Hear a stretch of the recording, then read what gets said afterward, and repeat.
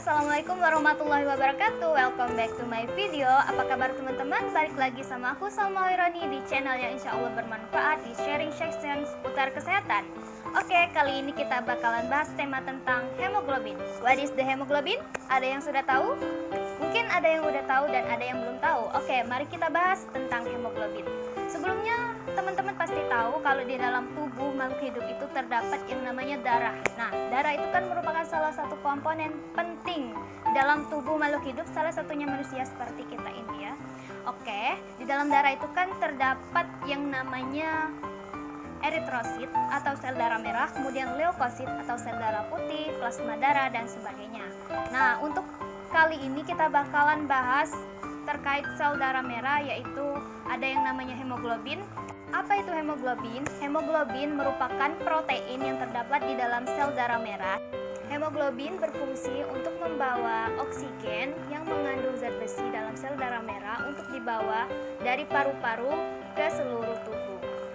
Kemudian hemoglobin ini juga berperan untuk membentuk sel darah merah menjadi bentuk pipi dan bulat seperti donat, namun tidak ada lubang di tengahnya.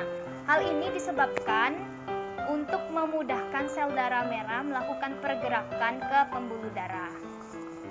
Gak cuma untuk mengangkut oksigen, hemoglobin atau Hb juga berfungsi untuk mengangkut yang namanya karbon dioksida dari jaringan tubuh untuk dikembalikan ke paru-paru, dan kemudian dia akan bertukar peran lagi dengan yang namanya oksigen dan sebaliknya.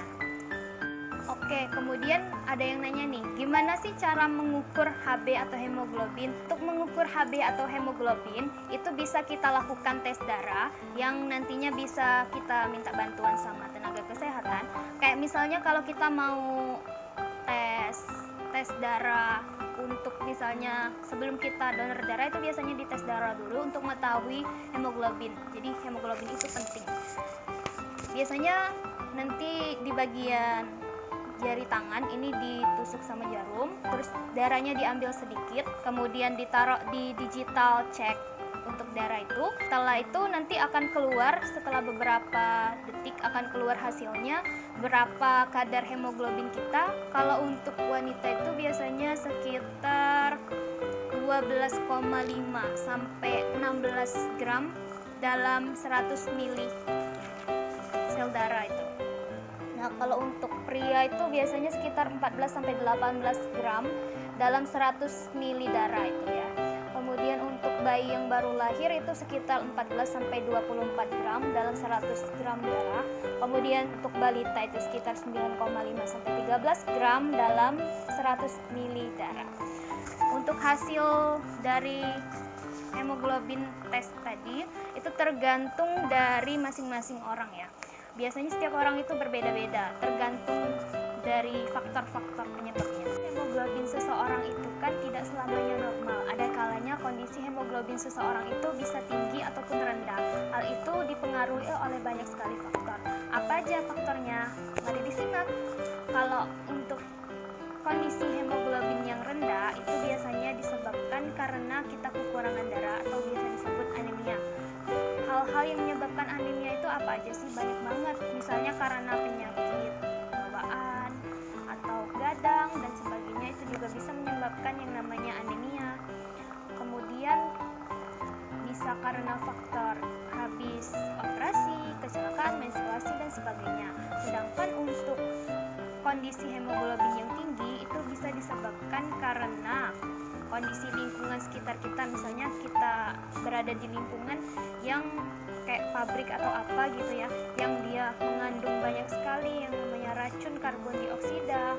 Kemudian bisa karena rokok, faktor efek samping dari penggunaan obat-obatan yang berlebihan, dan sebagainya. Kalau aku sendiri itu lebih suka bikin jus jambu. Kalau misalnya orang yang habis terkena demam berdarah itu kan biasanya dianjurkan untuk minum jus jambu ya, salah satunya. Nah, itu kan karena apa? Karena Hb atau hemoglobinnya itu rendah. Itu bisa ditingkatkan dengan minum minuman seperti buah-buahan yang mengandung zat besi tadi, atau vitamin yang bisa meningkatkan kadar Hb kita.